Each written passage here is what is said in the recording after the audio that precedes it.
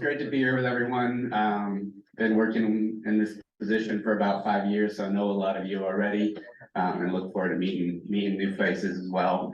But I got asked to speak about testing soil biological indicators today, and also invited my colleague who's going to talk about the microbiome. So I'm not going to address that, but my colleague will. So today we're going to talk about kind of some of the background in field soil health assessment, soil sampling, some of the basics, organic matter that people are already measuring. We're gonna kind of go lay of the land, what different tests are there for assessing soil biology in our field, and what can they tell us? And then third, how do we interpret if those values are good or bad? And that's something I've been working on a lot the last 5 years, is understanding the effects of soil type, cropping system, and region. In New York State, needed some kind of hyper-local interpretation. So starting with the basics of in-field soil health assessment, because that's free and something that you guys are already doing, and soil sampling. One of the questions I got from the organizers is, should I be measuring soil biological indicators, or is the in-field soil health assessment enough? And part of my answer to that is just really that the in-field soil health assessment, tracking organic matter, should obviously be a first priority to getting to know the condition of your land, and for understanding, maybe informing your decisions if you want to do some more in-depth soil measuring. But it should start with in-field soil health assessment and tracking organic matter levels. So you guys have seen this Venn diagram a million times, hopefully. In the past, we had a lot of emphasis on the chemical, extractable nutrients, pH, how we're managing that. And soil health is all really about giving equal consideration to the physical, the biological, and chemical, because we need all of those aspects to be functioning well. And sustainable management really understands that. We understand those physical processes, those biological processes, the chemical, and the interactions with those. I mean, in the past, it's great that everyone's thinking biology, but we got to remember the fundamentals of the physics and chemistry, because those also influence the biology.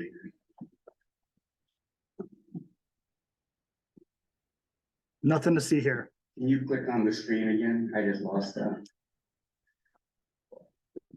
So it's just some examples of interaction. This is one of my favorite pictures. We know that both soil compaction and low soil pH reduce rooting and negatively impact biological activity. That's something respiration can pick up if your soil pH is really low. And here's a really nice picture that you've probably seen before. Let's imagine that these soils have the same amount of available water, nutrients, but obviously the roots can access it all over on the left, but on the right, there's a lot of good stuff there that the roots can't access. Another example of some of these interactions, soil compaction increases root diseases or a rooting environment. The plant's expending more energy to move through the soil, and can also lead to more denitrification losses, which is basically a microbial process turning soil nitrogen into gaseous nitrogen. Some of that's really nasty greenhouse gas emissions, nitrous oxide. We know on the inverse, a lot of you great cover croppers in the room, that prolific rooting can decrease compaction. There's some cover crops that are better adapted to do that. We know that organic matter decomposition increases aggregation as the organic matter is being decomposed. Those microbes are messy eaters, and all those polysaccharide substances help glue stuff together, and nutrients are released. Greater organic matter storage increases water and nutrient retention in the soil, giving our soils more resilience. And mycorrhizal fungi, which are pretty much ubiquitous in all of our cash crops, except for some of the brassicas, help to increase that surface area that the plant root has access to, and help aggregate soil as well. So just some important interactions. I know we're thinking a lot about biology, but one of the best examples, if the physics is too compacted or broken, the biology can't function either. So you really need to address all of them.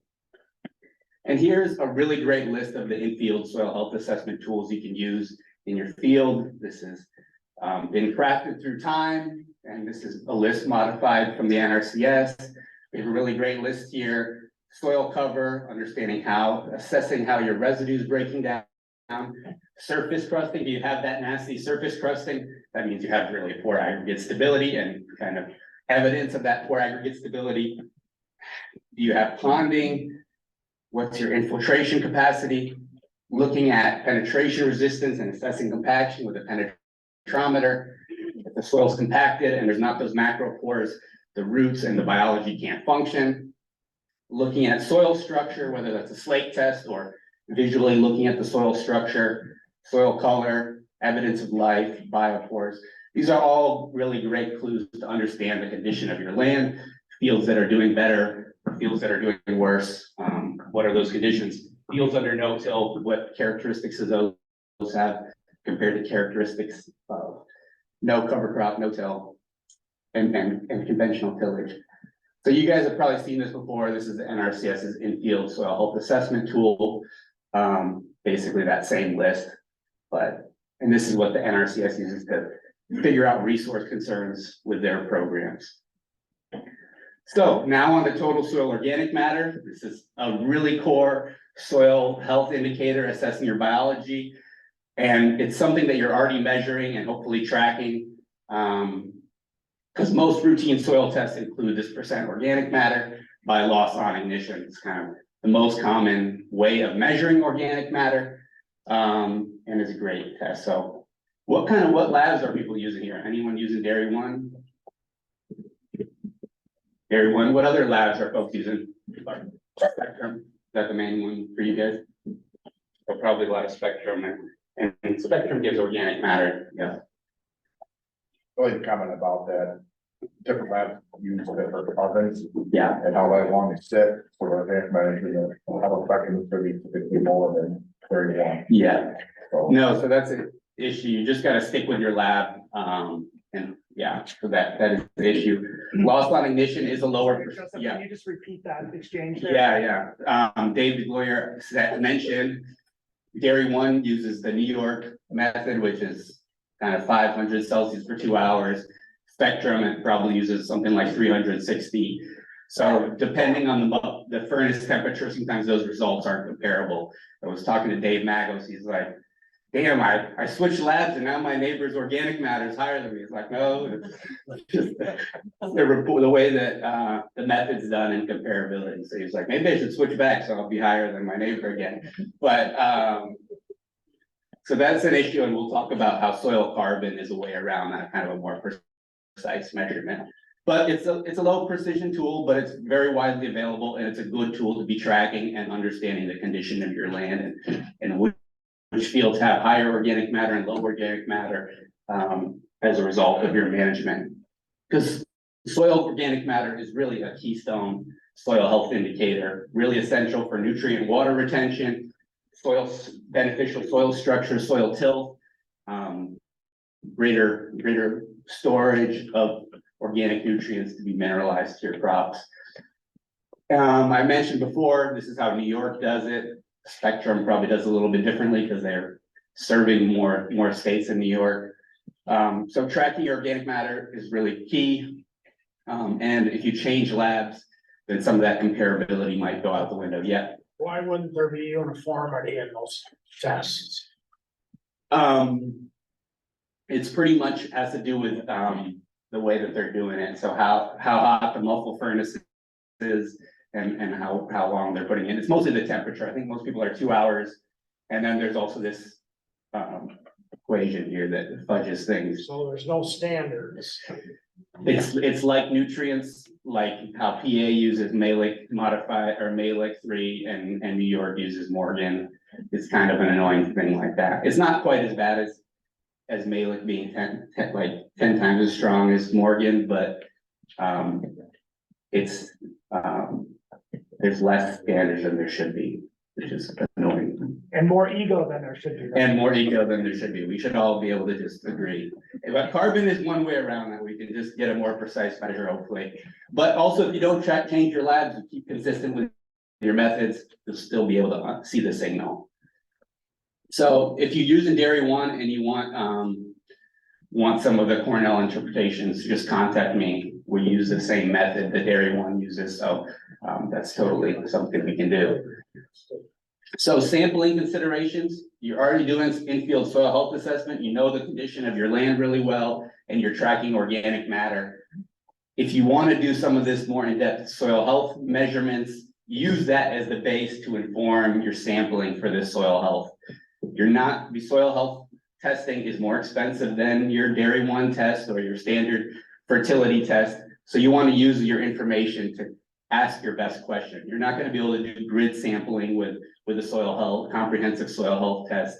You're maybe we'll do a couple of them, but pick some good places that will give you the best information. So ask your best question. Maybe that's comparing some management you're doing. Maybe that's comparing a field that has higher organic matter levels compared to a field that's struggling with lower organic matter levels to kind of resolve more what's happening there. And if you want to track things through time, with carbon farming, everybody wants to track things through time. And soil's really variable, so it's harder to do that than it is when we're studying water or air that's really well mixed. Soils can be very different depending on where you are. So if you want to do that, even subsample, kind of a representative, smaller area that you can go back to, rather than saying, I want to track carbon in this 80-acre field over time. Try to pick a maybe 1 or 2 acre portion of that 80-acre field and track within there to learn about the whole field. But if you try to get an answer for an 80-acre field, you know that there can be issues with that. So take a good sample in soil science, and maybe this is an ag professional that's doing this. Garbage in is garbage out, as we say in soil science. So make sure what you put in the bag is a good sample. All of our interpretations are based on 0 to 6 inch samples. So take a good and representative sample, because the lab's just going to test what's in the bag. You can't do any magic to help you out in the field. And then soils change slowly, so you don't need a sample every year. These things change slowly. Our managed soil organic matter, 1% is about 20,000 pounds of dry matter in that 1% in top 6 inches. So it does take a while to shift. Okay. Any questions from that first part? Okay, let's keep going. So what's the lay of the land? What tests are out there for assessing biology, and what can they tell us? I'm going to start with the soil health, comprehensive soil health test. That's the research tool that I mostly use at work in the Cornell Soil Health Program. Got started in 2006, bringing comprehensive soil testing kind of to the commercial sphere, adding physical and biological when there was just kind of chemistry being measured. With the philosophy that if we can measure those physical and biological indicators, then we can have some information to inform management as well. So it interprets those measured values. That's one thing that's really unique about the Cornell Soil Health Test. A lot of other biological soil health testing, they'll just give you the raw values and then you're on your own. But this gives you kind of very local interpretation based on soil texture, which we know is key. Finer textured soils just naturally store more carbon and nutrients than coarser textured soils. So that context is key. Identifying constraints beyond nutrients, guidance for management, facilitating on-farm research and valuation of farmland. Aaron's using this tool, and evaluation of farmland and carbon farming is becoming more important. And these can now be paid with New York State Climate Resilient Farming Fund. And I think there's also an NRCS program, and potentially what Joseph was just talking about. Soil Health Institute will probably be using Cornell Lab or something like that. So next, here's some of the biological indicators that are included in this assessment. It looks like just 4 here, but there's actually 7 components. So we talked about soil organic matter. We know what that is. Everyone's really familiar with that. The next one that was added a couple of years ago is soil organic carbon, and total nitrogen. And I'll explain those in the next slide, but basically they're more precise measurements of soil organic matter. You can think about putting a sample in a muffle furnace and we're just measuring the mass loss versus combusting a sample, actually measuring the CO2 molecules that are coming off. So just a kind of more precise way of doing that. And the soil protein, soil respiration, active carbon are basically more sensitive measures than organic matter for assessing the effects of management. So new to the soil health, this is the soil organic carbon, total nitrogen, which is basically was more kind of in the research sphere, is basically a more precise way of measuring organic matter. Explain that. So soil organic carbon is basically this total carbon equals soil organic carbon plus the inorganic carbon. But if your pH is less than 6.5, your total carbon equals your soil organic carbon. But if your pH is greater than 6.5, this is an NRCS standard, then it's possible that you have some carbonates in there that are part of that total carbon number they need to correct for. So that's important. Done a lot of work at the Musgrave Research Station, and it'll crap ton of limestone in that soil, especially if you want to go below 6 inches, you start to get more of that in the mix, which is important. So this is just a more precise way of measuring that total carbon and nitrogen with all those same, can tell you all about those functions too, but more specifically about carbon storage, which is going to be preferred for kind of carbon farming programs. You actually want to measure the carbon to get a more precise measure if you're going to think about things like carbon sequestration and things like that. Okay, so soil respiration is definitely has risen to the top, I would say, as the most common soil biological, soil health indicator across the board. It's a measure of microbial activity. How active are the microbes? How actively are they respiring? We measure that by basically using some pizza toppers and capturing and measuring the carbon dioxide release from the soil microbes, bacteria and fungi in the soil for about 4 days in this airtight jar. Greater CO2 release, more active microbial community, or more potential active microbial activity. And we know that microbes are key for stabilizing aggregates, mineralizing organic matter into inorganic nitrogen, and suppressing disease. So active microbes would be doing more of that. And as I mentioned before, soil respiration and active carbon are more sensitive to management than total organic matter. So if you were implementing something new, cover crops or no-till, you'd more likely see the respiration or active carbon be bumped up before you saw organic matter that tends to be a little bit noisier and harder to shift. So here's some data from our friend Charlie White, who's a professor down at Penn State. You've probably heard him speak before on cover crop mixtures. He's done a lot of work. And this is some really cool research looking at some monocultures and him taking soil samples to measure soil respiration through time. And you can see the fallow, it's hard to see, but the fallow is this line. So these different species were having effects on the soil respiration. And just as kind of an example of, this is something, a dynamic that organic matter couldn't pick up, but this is something that respiration, which is more sensitive to these kinds of effects of cover crops and management, could be able to pick up. Okay, grab a drink of Gatorade. Go back and speak. Yeah. Slide. And I can share the PDF of this with Aaron.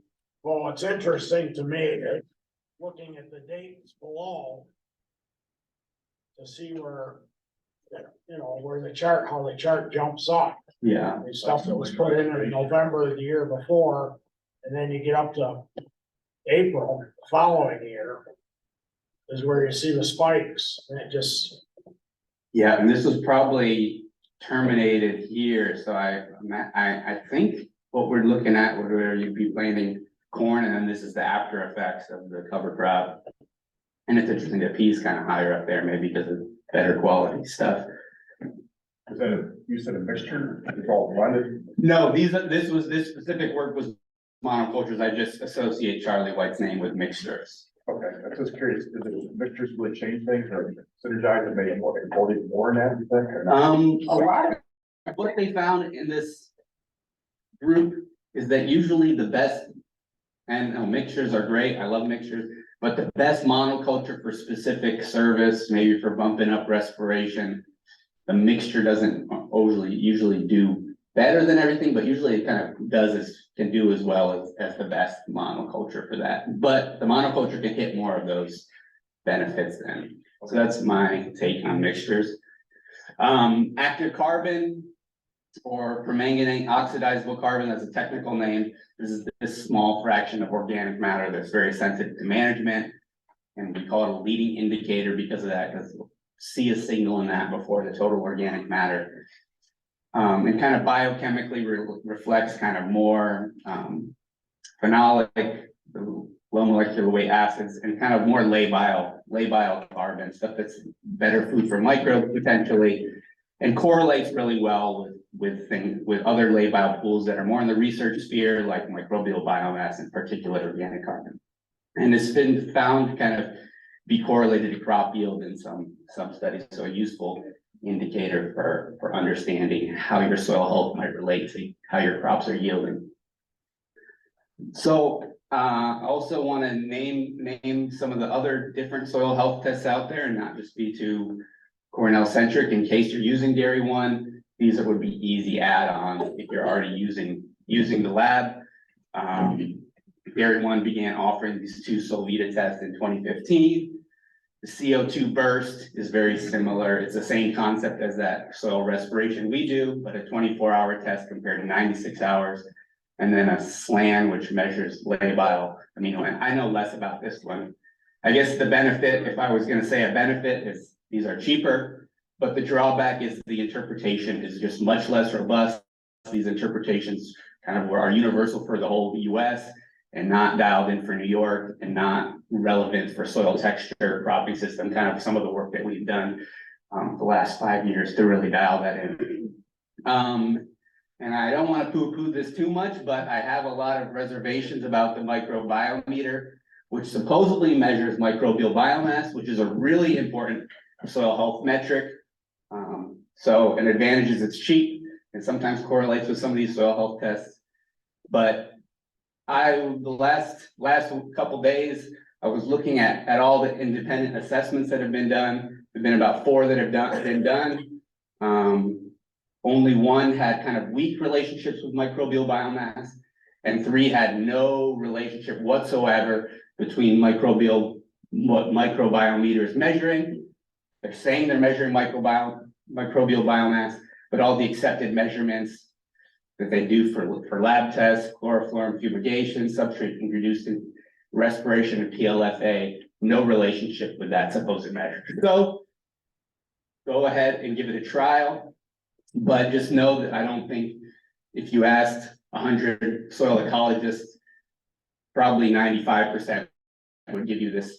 This hasn't been accepted by the scientific community and is not a method that would be easily published in the literature. So that kind of gives you a sense of its rigor.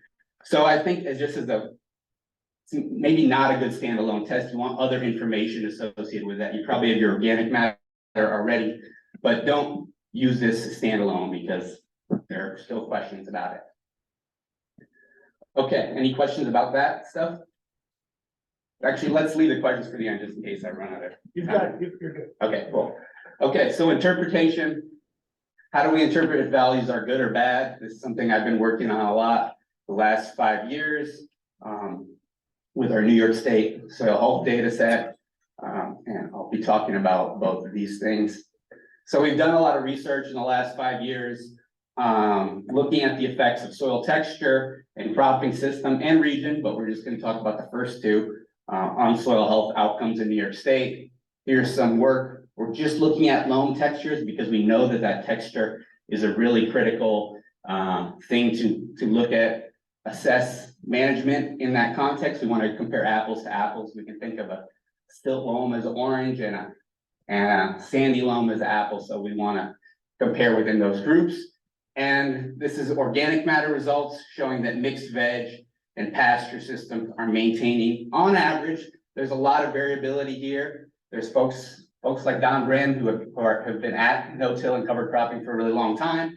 And then there's folks that are maybe newer to it that are lower down on there.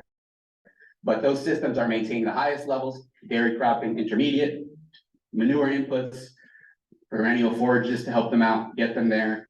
And then some of these systems at the end, more intensively used and had the lowest. And this is not to poo-poo those systems, it's just to say that you're using them harder for what you're doing than a pasture, which is the best case scenario for soil health. We all know that. What makes up mixed veg?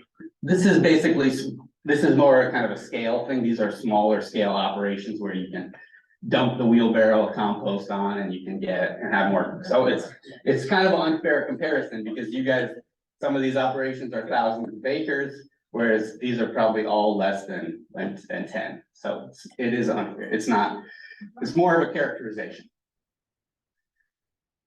And then for labile organic carbon, we had some interesting patterns of the pasture, mixed veg and dairy having the highest levels of that active carbon. And processing vegetable had definitely the lowest, which was interesting because we found that they had the same levels of organic matter on average. But this is probably a signal of these processing vegetable systems, thinking about cabbage or winter squash. When you harvest those crops, there's not much biomass going back down into the soil. So that's a drawback of those systems. So likely due to lower quantities of crop residues going into the soil. And aggregate stability, probably the most important physical soil health indicator. A really strong signature for pastures. Continuous living roots year round has the highest. And then processing vegetable had the lowest. So aggregate stability, that physical soil health indicator, really strongly influenced by those continuous living roots in the soil, mycorrhizal fungi helping to keep the soil together, where these annual systems have more difficulty with it. We also see that systems that maintain higher organic matter, like mixed veg, also have a benefit for aggregate stability. We know that higher organic matter, greater aggregate stability. And you can reliably kind of take advantage of this research to do a slaking demonstration, show someone the effects of those continuous living roots in a pasture system versus something that's tilled, and see those results. Test it before you try to influence your neighbor, but you can use that test with this data to kind of be pretty sure that if you grab some soil from a pasture and annual grain, you'll be able to find this contrast. So this is something we've been working on as well. It's soil health benchmarking graphics for the farmer. It is basically to bring in that cropping system context in addition to the soil texture context. So you can compare your fields to your peers, which is folks growing the same types of crops on the same soil type. So this is some real soil data. I've obscured the name of the farm by calling it Moo's Dairy Farm. But this is really good, was really good proof of concept for him, positive affirmation that his long-term no-till and cover cropping was putting him at the top of those other dairy farmers on that soil type and way above the rest of the farmers in terms of aggregate stability in that field. So this is something we can do for annual grain, for processing vegetable, for orchard, for mixed vegetable, just kind of give a sense of how your fields compare to your peers. So back in December 21, we had this New York State Soil Health Climate Resiliency Act that was passed. Basically, New York State, as well as all these funding opportunities we heard from Joe earlier from the private, New York State is providing more financial and technical opportunities for implementing sustainable soil management strategies. And in addition, they added basically, they want to establish kind of these voluntary benchmarks for soil health. It says standards there, but everyone wants just benchmarks that are going to be useful for assessing our soil health and benchmarking that are appropriate for soil texture, cropping system, and region. So I think this is something really important so we can have some useful benchmarks for knowing where we're at and where we should go. We have kind of metrics for quality for air and water, but not yet for soil. So these soil health benchmarks can help farmers calibrate their management. And we know from research that soil on Long Island is very different from soil in Western New York. We know we got to adapt to soil texture, and we know that that what's realistic depends on what you're growing. So here's an example. We're calling these production environment soil health benchmarks. This is an example for annual grain on loam soils. Probably some of you up in here as well. And then we have pasture here. So we know that pasture goals or benchmarks aren't going to be realistic necessarily for an annual grain grower, but it's nice to know what they are, just to kind of have that knowledge of what your system could achieve if it went back to pasture or something like that. So we're basically defining these benchmarks as what the 10% of the best fields have been able to hit within this production environment. So for annual grain loam, that's about 3.7. In pasture, knowing that it's 5.2, you're probably not gonna hit that unless you start raising pastured beef on that acre or on that field or something like that. And that's maybe a different goal that you could have. And this is something we're interested in as well, using these pastures as kind of these universal benchmarks for New York State. Might not be achievable, but it's good to know kind of what that reference state can be. Probably pastures represent kind of the best case scenario for regenerating the soil for a given soil type and region. And that's kind of act like as an upper benchmark to hit. If you approach these, you're doing a really, really good job. That's basically what it's saying as well. So just to recap, in-field assessment of soil health, tracking organic matter, stuff you're already doing, is really the foundation to inform how you might go about taking a sample for soil health and understanding some of these more in-depth measures. Take high quality samples, because what you put in the bag gets tested. So what you put in the bag is really important. Some of the common biological indicators include soil organic matter, soil organic carbon, total nitrogen. Those are basically more precise measures of organic matter. And soil respiration, whether it's 24 hours, 96 hours, active carbon, kind of rising to the top is the other more sensitive. I put that in orange, so I remembered that those are the more sensitive indicators. Microbial biomass, it would be great if it was easy to measure that, but the method is rather expensive. PLFA is an option, but it is more expensive, probably not something you do unless it was a really serious funded on-farm trial. And or potentially now what they say they are. I have some reservations about this microbiometer. This is just my opinion, and Rolly will talk more about this, but microbiome testing is a really important frontier. I would hold off on the cost if it's really costly, because the cost will come down. Those sequencing costs have come down tremendously, and Rolly will talk more about that. We know that region, soil texture, cropping system are crucial contexts for interpreting your soil health information and provide kind of that peer comparison to make the information as useful as possible to you. And then these PESH benchmarks kind of provide some realistic targets for farmers. So with that, I can take some questions. And thanks, I forgot to bring some cover crop posters. I should have done that. And yeah, I'm really interested in doing some of this soil health benchmarking with folks that are interested. So if you have any interest with that, let me know. Okay, thanks, Joseph. We do have a couple of questions online, right, on the chat, so we'll start there and then we'll go to the room. Yeah, I actually want to give the folks online a chance to ask them themselves. Okay. First, I can read them off, but you might be able to better in their question.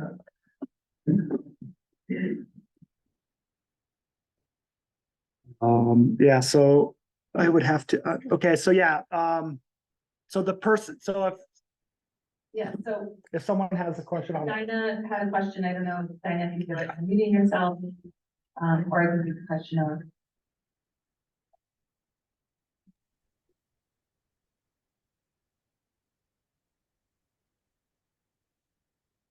That was more kind of a general, so Dinah was asking, I want Joseph to clarify this statement he made about mono versus mixed cover crops when talking about soil respiration. And that was kind of more of a general broad brush statement that folks at Penn State have found. I think you just misspoke, because you said at the end. Yeah, you did.